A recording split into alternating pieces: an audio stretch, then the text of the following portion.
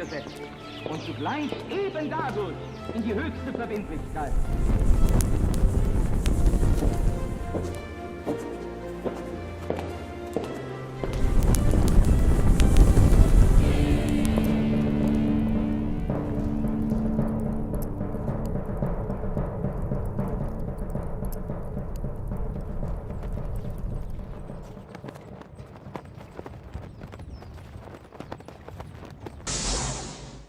Bienvenidos, buenas tardes a una nueva emisión de La Brújula. Gracias como siempre por estar del otro lado de la pantalla, en este caso de la pantalla de Conclusión TV, que con mucha alegría, con mucho amor, mucho cariño siempre compartimos. Un programa que en realidad ya tiene sus años, pero que estamos haciendo de nuestra querida ciudad de Rosario, y eso para nosotros es ennoblecedor, es un orgullo. Sí, ¿no? Es un orgullo, así es. De Rosario para el mundo. ¿Cómo estás, Pablo, vos? Muy bien, ¿qué haces, Lucas? Tratando de aguantar el calor, ¿no? Que sí, se bueno, ha avecinado. Estamos grabando en una tarde estival que se hace sentir como tal, ¿no? O sea, que vino por sus propios fueros. Sí, hace mucho calor. Es terrible. Pero bueno, pará, acá estamos cómodos, que está el aire acondicionado. Este estudio, yo tenía pensado mudarme acá a los estudios. Facundo es como una madre, aparte, cómo te atiende, te recibe con... Mirá, el agua helada. Sí, espectacular. Bueno, muy bien. Vamos sin muchos rodeos ni galimatías a introducir un tema que es clave, que yo hacía tiempo que quería abordar con vos, muy delicado, y que requiere, por lo tanto, también una aclaración preliminar que siempre hacemos cuando tratamos un tema que roza, ¿no? O circunda el terreno de las ciencias médicas. Hoy vamos a hablar del informe Flexner, ¿no? Un informe cuasi... no secreto, pero que marcó un antes y un después en la historia de la medicina, ¿no? Eso es un tema muy delicado, porque nosotros desde La Brújula, cuando hablamos de estos temas, y lo tenemos que aclarar, es quizá de perogrullo, pero lo tenemos que hacer, nunca pretendemos lesionar a la profesión médica, ¿no? Ni a ninguna desaconsejar, ni a ninguna otra, ¿no? Pero desaconsejar a quienes nos ven de consultar a su médico. Creemos que hay excelentes profesionales de la salud, ¿no?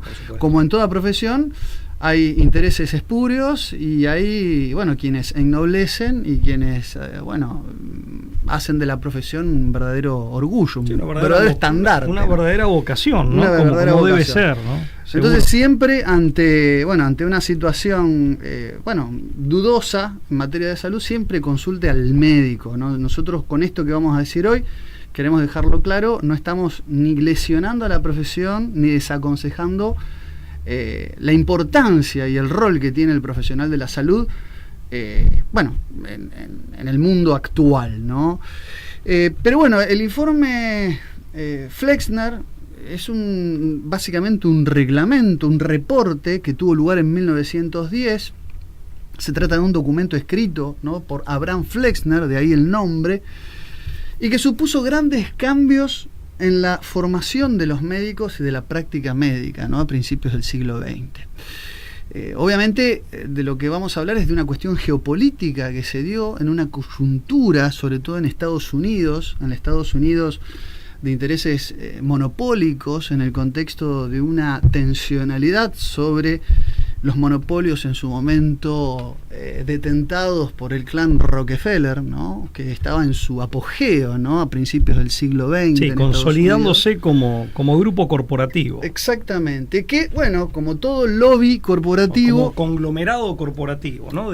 A través y lo decimos, digamos, sin rodeos, es decir, el John Davison Rockefeller lleva adelante un lobby para, a través de este informe, condicionar o reestructurar la enseñanza de la medicina, ¿no? Por lo menos esos intentos de modificar los conceptos o los paradigmas hegemónicos dentro de lo que era la enseñanza, sabemos hoy, ¿no? y hay documentos que así lo prueban, esas intentonas existieron, ¿no? Sabés que, paralelamente, o sea, más o menos concomitantemente, por eso ya estamos hablando claramente de clanes oligárquicos, plutocráticos, que como tales ya no se limitan a hacer negocios, sino a hacer ingeniería social. Y por eso decía, casi concomitantemente, tenías a Carnegie, a través del Carnegie Endowment, que era su ONG, que estaba interviniendo en los planes educativos de los niños en los Estados Unidos a través de una federación de educación que en ese momento era una novedad, ¿no? O sea, pero por eso digo, estamos hablando de momentos en donde estos gigantes corporativos que estaban en manos de estos clanes familiares, que claramente son oligárquicos y plutocráticos, se lanzan a hacer ingeniería social y a invertir en eso. Efectivamente. Bueno, Abraham Flexner es un destacado miembro de la comunidad médica que había publicado ya en 1908, 2 años antes de su famoso informe, había publicado una evaluación crítica de el sistema educativo norteamericano, bajo un título en inglés, The American College, a Criticism, ¿no? Una visión crítica de la academia norteamericana.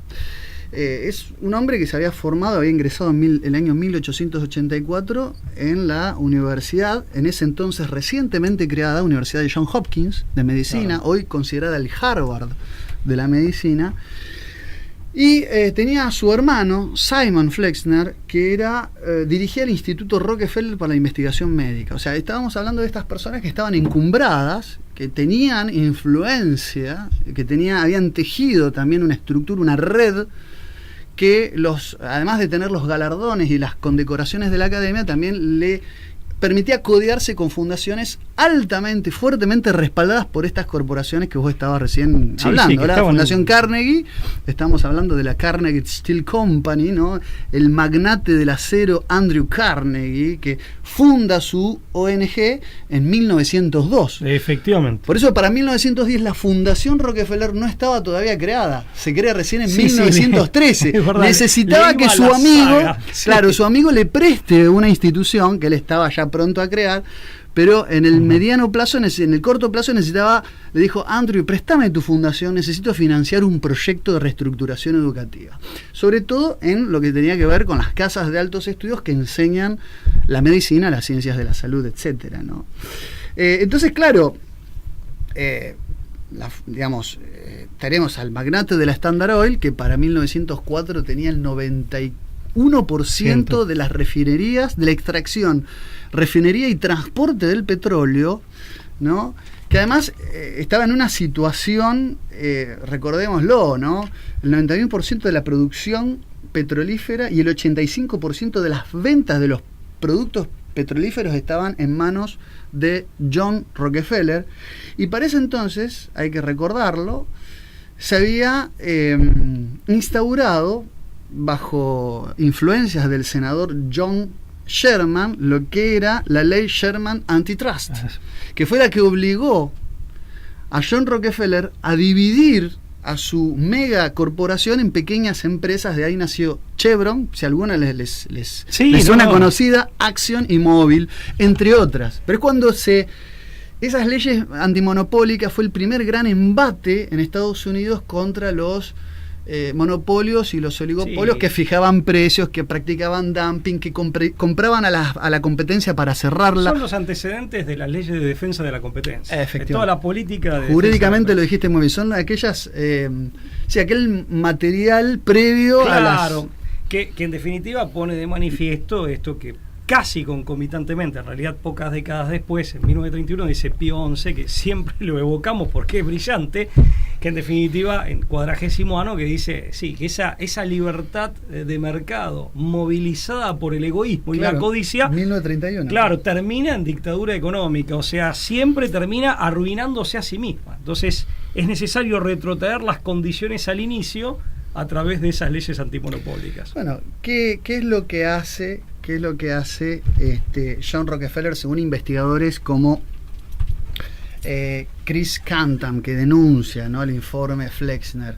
John Rockefeller dona $100.000 millones de dólares para hospitales, universidades, y funda lo que es la Junta General de Educación, como una especie de tribunal de educación central. Fíjate que siempre van aquellos organismos de certificación y aquellos organismos que deberían ser exclusivamente públicos, pero siempre los donativos hacen que haya como una especie de conflicto un terrible conflicto de interés, ¿no? Claro, totalmente. Que son los que evaluaban las carreras universitarias y los contenidos. Lo que pasa es que, como bien decís vos, generas todo un proceso y todo un mecanismo de parametrización y de certificación que implica una burocratización. Claro. Que para el avance científico puede ser algo según cómo se lo aplique, puede ser algo bastante asfixiante, ¿no? Bueno, en ese contexto, digamos, es cuando en 1910 este reporte, este informe, viene a generar o a darle una lógica refundacional a la enseñanza de la medicina. Y tuvo dos grandes consecuencias controvertidas, según lo denuncian algunos investigadores, o la Fundación Human Race denuncian un poco cuál fue la implicancia del informe Flexner para la historia de la medicina. Una de las consecuencias más controvertidas de este fenómeno fue, a instancias, insisto, de la Fundación Carnegie para la Paz, ¿no? Y su potente lobby, fue tornar a la medicina casi como exclusivamente biológica y farmacológica. Después vamos a ver por qué, después vamos a terminar de ensamblar, ¿no? Sí. Es decir, supuso la reducción de las ciencias médicas exclusivamente centrada en aplacar los síntomas mediante el suministro de fármacos. Algo que es muy común, ¿no? También, y generó también una cultura hipocondríaca en la sociedad, ¿no? De no tolerar digamos, empastillarse contra el dolor. Esa lógica que, por supuesto, que hoy muchos médicos sensatos, médicos prudentes, médicos con formación, abiertos a la investigación, hoy también desaconsejan, ¿no? Consideran, pero en su momento se lo llamó el paradigma no integrativo de la medicina. La idea de síntoma-fármaco, esta cosa dual y además reduccionista, ¿no? Reduccionista, perdóname, en la concepción y en el método. Y en el método, y por lo tanto también pedagógicamente, porque claro, en definitiva los planes de estudio, justamente hablaste de investigación, lo que se evitaba justamente se generaba, lo voy a simplificar de una manera atroz, pero en definitiva consistía en estudiar el catálogo de síntomas con el catálogo de fármacos correspondientes. Era un cruce claro, de información bastante frívolo, ¿no? Sí, dejando al paciente totalmente rígido, cosificado, enajenado. Y aparte rígido en cuanto a la formación claro, académica de los médicos salidos de esas escuelas, también muy rígido y muy superficial. Que acá en Argentina no lo adoptamos por muchas décadas, esto es importante destacarlo. Nosotros seguíamos en ese sentido, entre otros, la tradición de la Europa continental, sobre todo, bueno, creo que los alemanes en esto han hecho escuela de justamente un médico que está, digamos, con criterio clínico terapéutico propio, que en definitiva es una manifestación de la capacidad de análisis crítico propia, con una tendencia, digamos, con una tendencia a investigar por sus propios medios o por su propia cuenta, y de construir también el conocimiento a partir de su propia experiencia clínica, pero teniendo las herramientas y la práctica para hacer eso después. Claro, no ser simplemente alguien que muy esquematizadamente dice, bueno, sabe vincular según cómo le enseñaron de manera muy rígida, digamos, sintomatología y fármacos. Perdón, y acá hay una irrupción de la química, que esto es lo que muchas veces no se ve. No sé si me estoy adelantando lo que iba a decir. Está perfecto, porque ahí vamos a conectar claro, con el interés, el conflicto de interés claro, de Rockefeller. Porque muchas personas, que de hecho uno de pronto han impactado en esta corriente, no eran médicos, claro, eran químicos. Más allá de que por ahí trabajaban para grandes empresas. Ahí vamos a tirar algunos nombres también porque esto está finamente documentado. Claro. O sea, la terapéutica se volvió reduccionista en el sentido de que se hizo casi exclusivamente farmacológica. Exactamente, divorciando también esa integralidad mente y cuerpo también, ¿no? Hablar, esa cuestión, ¿no? De que los estados anímicos, la espiritualidad influyen en lo corpóreo. Bueno, ni hablar de de ese divorcio, de ese taxativo y tajante, o esa taxativa y tajante disociación entre lo que padece el cuerpo con la interioridad de la persona, ¿no? Lucas, incluso, fíjate, hoy casi superada, digamos, pero ubiquemos, ¿no? También concepto de salud integral, principios del siglo XX. Y en Estados Unidos, pero para colmo, ¿no? Vos sabés que está bien, quienes tenemos... Que son fáciles y prontos para mecanizar todo. Tal cual, es una concepción mecanicista, pero escúchame, ¿vos te acordás que, de hecho, hasta no hace mucho se hablaba abiertamente de aparato digestivo, claro, aparato respiratorio, y casi que por reflejo, Freud habló de aparato psíquico, No, paradójicamente, ¿no? Es que eran, digamos, con el biologicismo, ¿no? Y el darwinismo, en las postrimerías del siglo XIX, el siglo XX se funda y nace con eso como la ciencia de rigor, ¿no? Tratar de diseccionar un cadáver en el siglo XIX y la anatomía, ¿no?, decimonónica, tratando de nominar también, sus partes, describir también por partes, esa cuestión, ¿no? Y bueno, el informe, ¿qué hizo esto? Se convirtió en un protocolo de enseñanza. Este fue es lo que digo de las rigideces, tal cual, que gobernaba a las facultades y a los hospitales, que deberían, digamos, tenían que adoptar las recomendaciones consignadas en el informe Flexner. Esto llevó a que un sinnúmero de escuelas, de casas de altos estudios en materia médica, quedaran fuera de esos protocolos. De hecho, las universidades y escuelas que enseñaban medicina se redujeron de 650 a 50, es decir, las 50 más adictas, podemos decir, a estos protocolos. Y los alumnos se redujeron de 7.500 a 2.500 en ese entonces, en 1910, abruptamente, de un día para otro. Esto podría llegar a tener que ver no solamente con la deserción, de que muchos no les interesaban adoptar estos protocolos, sino también que mucho que era considerado antes también ciencia de la salud quedaba fuera. Claro.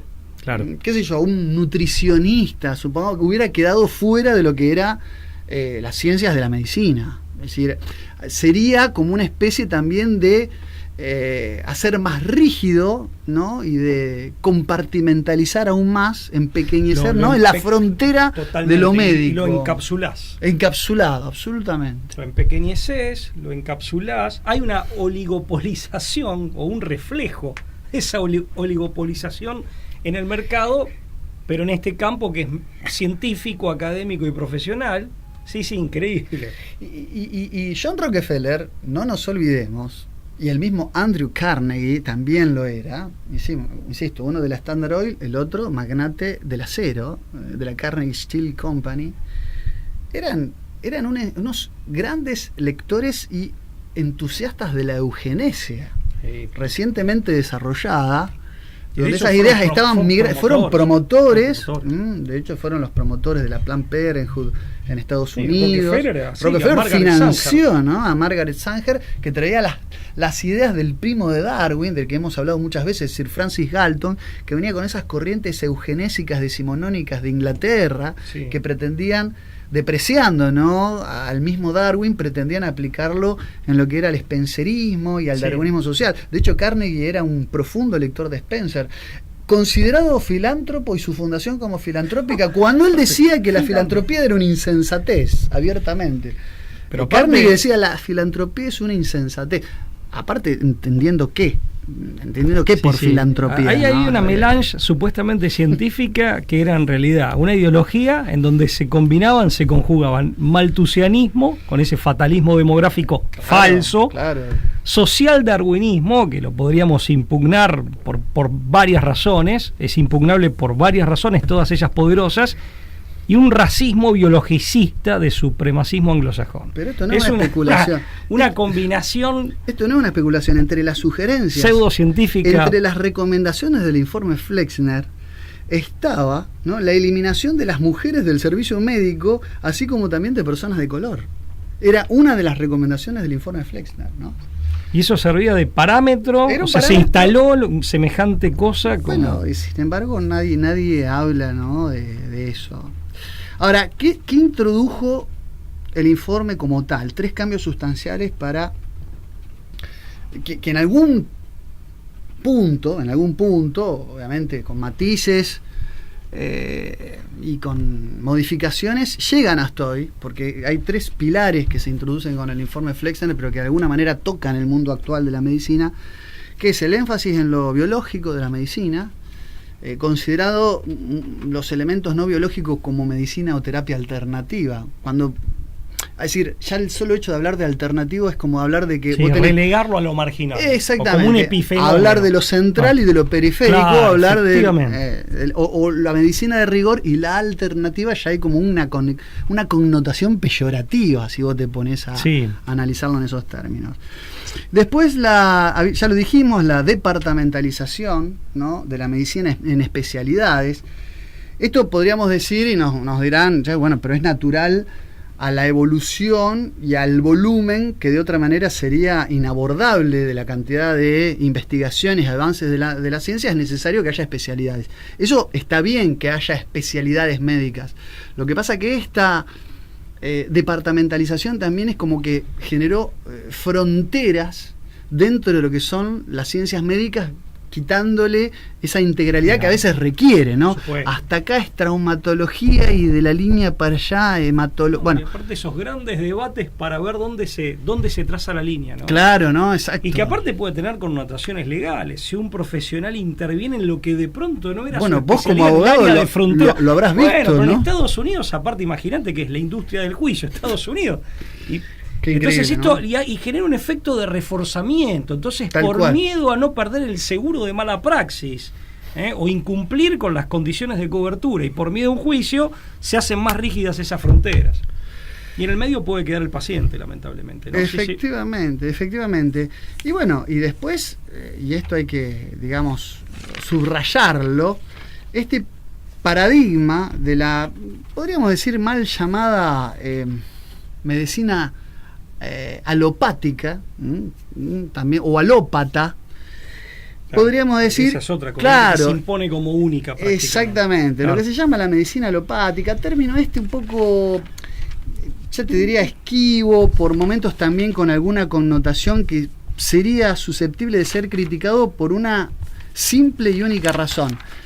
El hecho, por ejemplo, de que quien lo acusó, lo usó por primera vez fue el creador de la homeopatía, ¿no? Entonces, cuando los homeópatas empezaron a hablar de medicina alopática, era como que también la estaban denigrando, hablando de medicina no integrativa, así como una especie de River Boca, como una especie de enfrentamiento. No, porque los alópatas medican y solamente se dedican a medicar.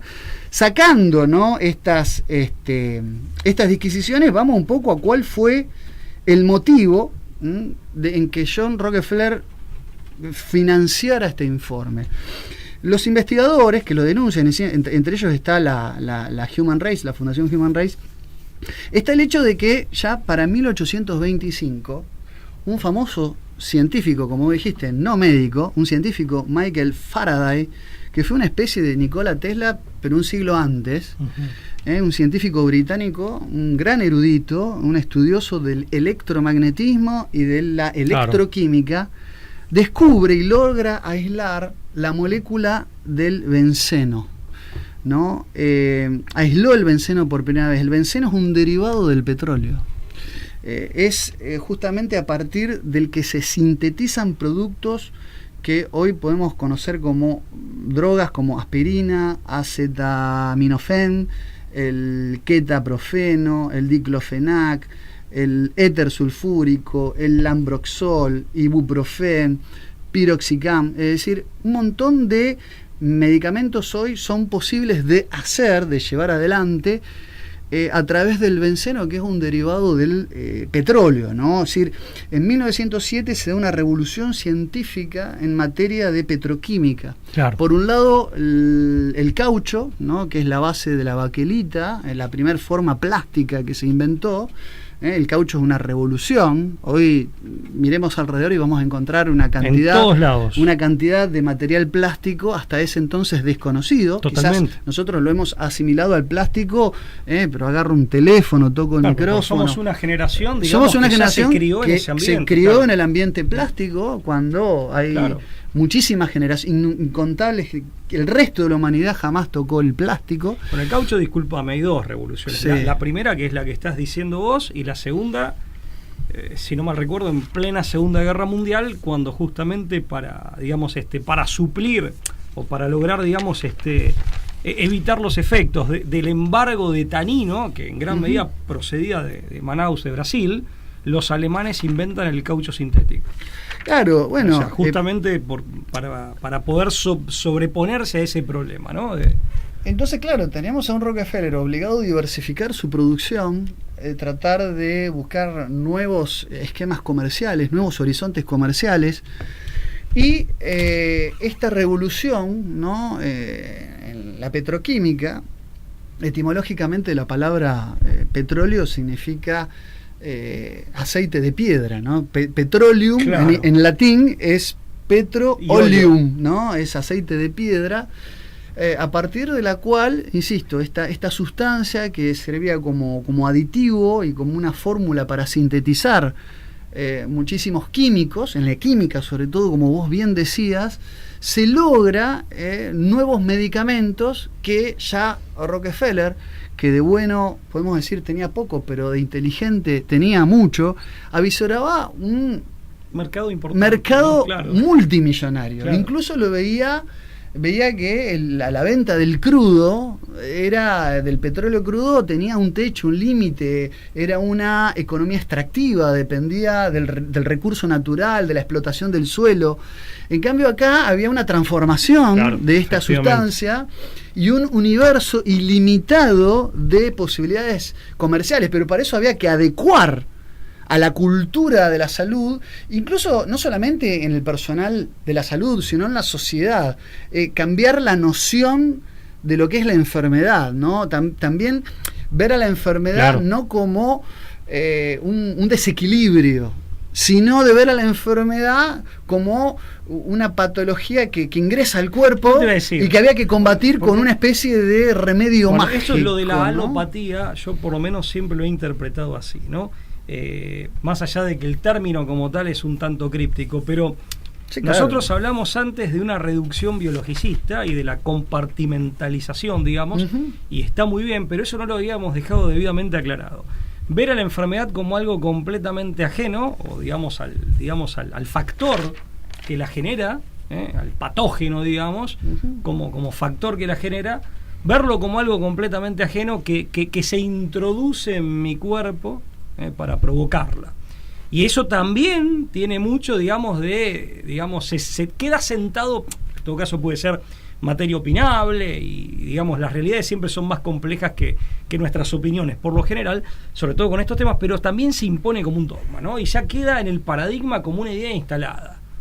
Claro, es eso de atacar aparte la enfermedad como algo externo a como uno, algo completo, efectivamente, que hay que recibirlo, combatirlo y expulsar. Por eso también esa asepsia rayana en la obsesión, que en la práctica, de la época. Claro, y aparte una asepsia que como tal es antinatural. Incluso es antinatural no solo psicológicamente y sociológicamente, sino físicamente. Sabemos que ese rigor aséptico extremo tiene consecuencias malas, no solo socialmente, psíquicamente, sino para el propio cuerpo. Claro. Uno tiene, digamos, una biota, uno dialoga con el medio ambiente y de hecho sirve de intercambio con la biota. Sirve de huésped también a un montón de microorganismos, ¿no? Con los que estás en diálogo, en general pacífico. Después hay un problema de desequilibrio. Exactamente, ahí está, obviamente. Siempre aparece la idea de logos y caos de los griegos. Microbiota de la que, sin la cual no podríamos vivir, sin la cual no podríamos digerir los alimentos, sin la cual no podríamos estar hoy acá conversando. Es decir,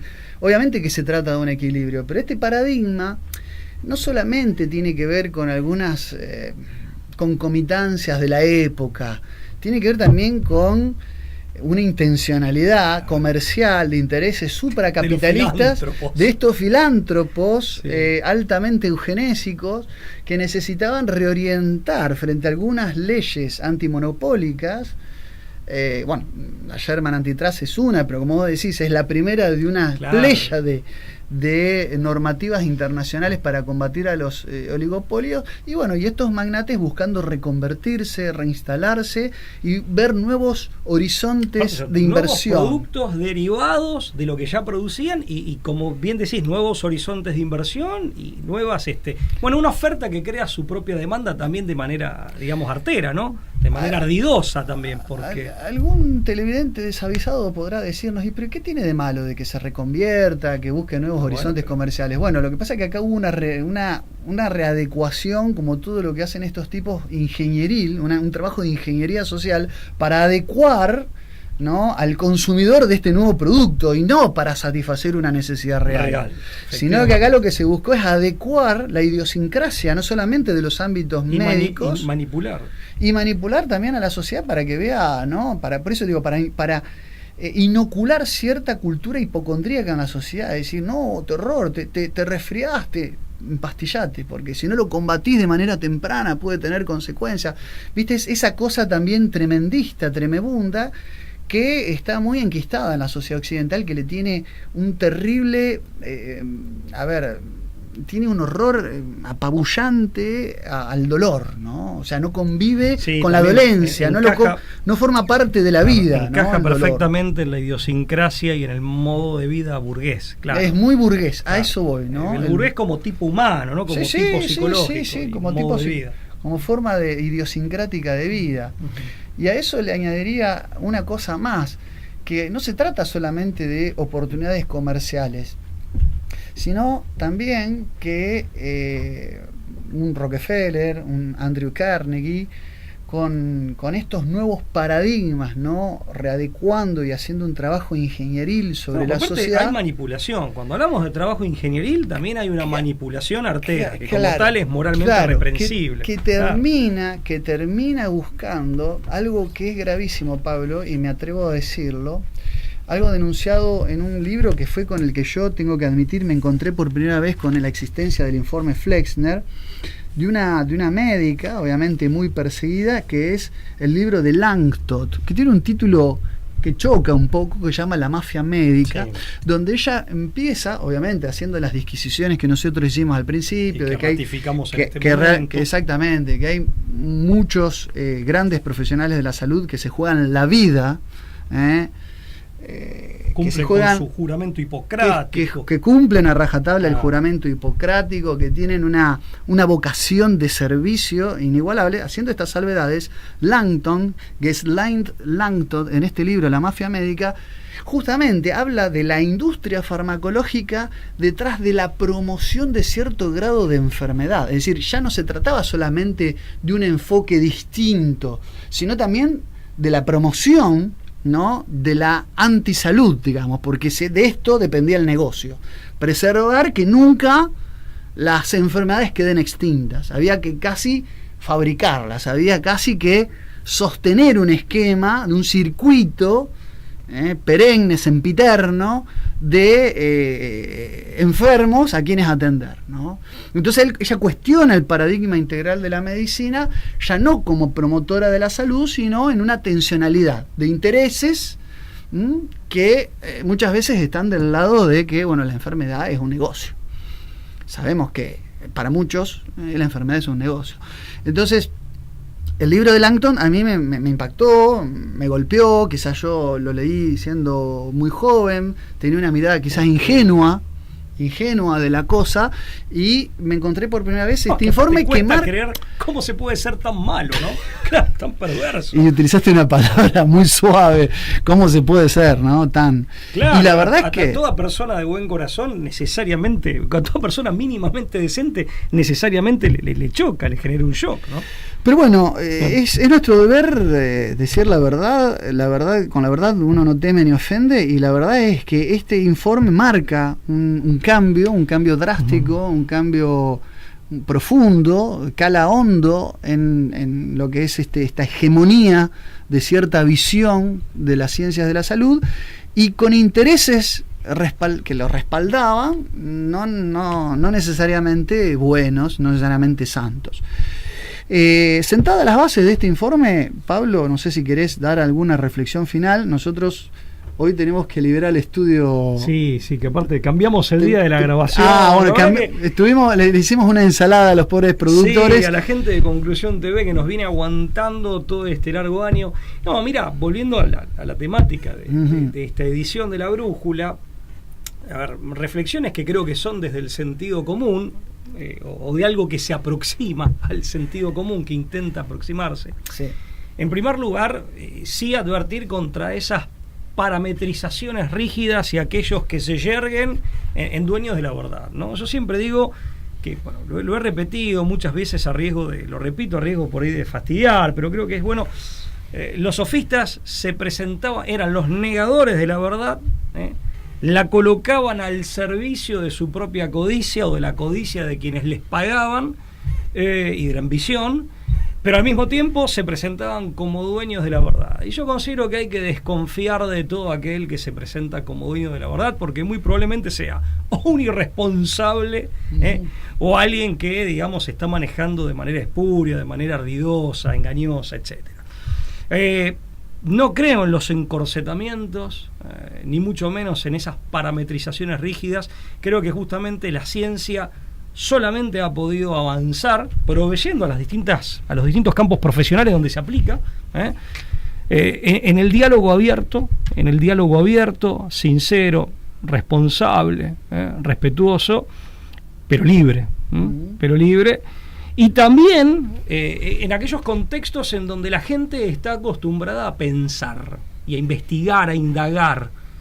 No se limita a leer un manual que le indica, en el mejor de los casos, la superficie de un fenómeno sin que tenga que indagar las causas y la posible solución o respuesta, y ahí se terminó todo, sino que la auténtica formación académica, sobre todo para un profesional, sea de la de medicina o de cualquier otro ámbito, es aquella que promueve justamente la capacidad analítica de todos y cada uno, y abierta a todo el mundo o a todo aquel que tenga la vocación, que tenga la posibilidad de hacerlo, y además la capacidad de inventiva y creatividad, de extraer tus propios de extraer tus propias conclusiones, hacer tus propias indagaciones en soledad o en común con otro, o a veces en soledad, y después lo pones lo sometés al escrutinio de tus colegas, de tus pares.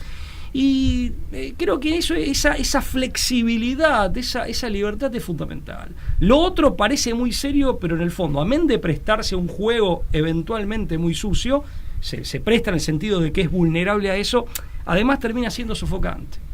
Y termina formando mentalidades esquemáticas que no pueden salir de ahí, y que frente a desafíos nuevos difícilmente pueden ser fácilmente víctimas de engaño, y frente a desafíos nuevos difícilmente puedan elucubrar respuestas útiles. Esto lo digo para todos los campos, incluso el mío, el del derecho. Tal cual. Bueno, no, yo comparto con tu reflexión, quizás la mía va por ese lado. Creo que estos intereses monopólicos de principios del siglo XX obraron siempre con un espíritu monopólico en todo. Claro. Entonces abordaron también la salud como algo susceptible de decir, bueno, nosotros tenemos que controlar la oferta y la demanda, y tenemos que controlar todo el circuito de la salud desde principio a fin. Ven esa mirada tentacular, ¿no? Y así es someter todo a mi propia a la propia voracidad. Doblegan un sistema. Los Claro. monopolistas están habituados a doblegar todo un sistema a favor del provecho. Pero aparte individual. doblegan la vida, no es solo la economía, doblegan la vida está entera. La falta de escrúpulos. Terrible. De esta gente, ¿no? De una falta de escrúpulos alarmante. Ahora, una cosa que no mencioné antes, hay una investigación en un libro que se llama La verdad sobre la pandemia, de mediados del año pasado, de la doctora en comunicación española Cristina Martín Jiménez. En un capítulo muy interesante tiene el detalle tomado de la Reserva Federal de los Estados Unidos al día de hoy, por lo menos al día de la digamos de la emisión. Claro, nuestra época, eso quise decir. Los 10 principales accionistas de los grandes laboratorios del mundo, que no son muchos. No. Los grandes es muy interesante eso. Sí, claro. Porque descubrís grandes... Lo concentrado... Pero aparte, ¿quiénes están? Grandes bancos y sobre todo grandes fondos de inversión.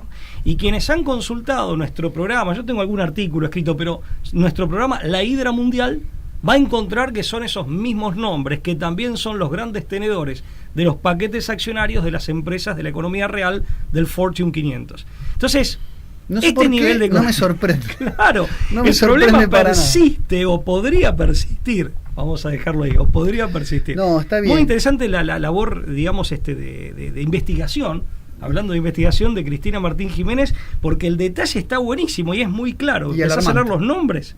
Y coinciden con lo que con los holding bancarios. No, y una sola cosita más que me quedó en el tintero decir, es que el informe Flexner, que marca, como dijimos, un cisma, ¿no? Un cambio abrupto, ¿no? En la manera, bien digo, de concebir la medicina, deja supeditada y subordinada a un rango marginal a esto que hoy son tenidas como terapias alternativas, que antes del informe existían y que convivían armónicamente con lo que hoy podríamos llamar la medicina de tendencia biologicista, alopática, etcétera, y farmacológica. Había una armonía y tenía una relación de complementariedad. Un diálogo, efectivamente. Es decir, y que a partir del informe Flexner es que todas esas alternativas son vistas como New Age, como terapias traídas de Oriente o lugares recónditos por algún quiromante, adivino, prestidigitador o chanta, como decimos acá en Argentina, o sea, de poco rigor científico, pero que esto antes del informe ya existían esas terapias, que no eran mala palabra y además no eran ajenas a una suerte de trabajos multidisciplinarios, convergentes entre sí, que dialogaban de manera armónica. Fue con este informe que se generó primero una ruptura taxativa, un abismo insondable, infranqueable entre estas dos posturas, y que además las enemistó y las transforma en antagónicas. Recién, en las últimas décadas, se está volviendo de a poco a revertir esa tendencia de manera crítica, y lo celebro, de ver lo alternativo y lo central en estos términos, cuando lo alternativo en realidad no tiene nada alternativo. Se hace, generalmente son formas de prácticas de medicina muchas veces milenarias, muchas veces que tienen también resultados comprobables, pero que obviamente que han resistido el paso de los milenios, no en vano, claro, no en vano. Exactamente. Y que tienen proyección de seguir profundizándose en sus conocimientos. Y la otra cosa que acentuó es esta lectura, y insisto, no siendo nosotros médicos, lo decimos con mucho respeto, por quienes sin estudian de manera acabada estos temas, pero esa falta de respeto por las señales del propio cuerpo muchas veces, es decir, la idea de que a veces la enfermedad es una reacción del propio cuerpo para autorregularse, ¿no? Esta idea de que hay que indicar que algo está haciendo mal y que tal vez no en el nivel del cuerpo. Mira, el ataque agresivo al síntoma, digamos, cuando el síntoma es la forma que el cuerpo naturalmente a veces responde a una situación de desequilibrios o de desajuste. También ¿no? es otra postura, pero lo digo, hay un libro, La enfermedad como camino, de dos autores alemanes, Thorwald Detlefsen y Rüdiger Dahlke, que ellos plantean incluso en las antípodas de esta concepción de que, digamos, el que está sano o enfermo, y esto es interesante también porque hasta jurídicamente tiene connotaciones, pero bueno, el que está sano o enfermo siempre es la persona, digamos, la persona en sí misma, ¿no? O sea, está sana, no es por partes. La enfermedad como tal es un desorden, y según estos autores, ese desorden siempre tiene un origen psíquico. En todo caso, el cuerpo somatiza haciendo síntomas, ¿no? Esa es la postura de ellos, ¿no? O sea, esa es la postura de ellos que está en las antípodas. Pero como para que vean que hay un abanico grande de posturas que ciertamente, como decía Lucas, tienen que dialogar entre sí. No, lo que quería aclarar, a veces se habla también, cuando se habla de salud pública, fíjate antes, esto también es importante destacarlo, porque se habla, digamos, en filosofía diríamos que en un sentido analógico, extensivo analógico. En realidad antes la jurisprudencia misma de la Corte hablaba de salubridad, refiriéndose a condiciones medioambientales que favorecen u obstaculizan o entorpecen la salud. Pero la salud como tal siempre es de una persona, nunca es algo colectivo. Y la enfermedad también, claro. Es una interpretación colectivista, o sea, la que no entiende que al hablar de salud pública lo hacemos en un sentido analógico, refiriéndonos sí a condiciones medioambientales. Nunca la salud o enfermedad del otro puede ser reducida a una condición medioambiental que vos puedas manipular para beneficio propio, porque nunca podés hacer del otro un objeto de tu propia manipulación, porque es un semejante, al menos de una concepción, digamos, como la que sostenemos nosotros, ¿no?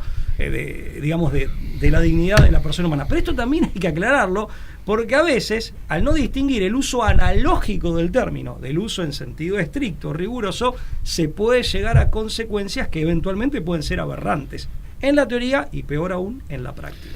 Bueno, esperando fervientemente que la verborragia y la locuacidad no sea una enfermedad, porque estaríamos en serios problemas, sobre todo para los que tienen que grabar a continuación. No, es verdad, Facu, mil te disculpas. Te despido. El programa, no dijimos que el programa se consagra a la Virgen de Schoenstatt. Muy bien, que te hayas acordado. No, y aparte tenemos seguidores que Nos y lo hacen muy bien. recuerdan. No, nos retan cuando lo olvidamos y hacen muy bien, se lo agradecemos. Muy buen año, feliz Navidad atrasada y muy bueno, muy auguroso 2022 para todos. Muchas Hasta la felicidades. próxima. Chau.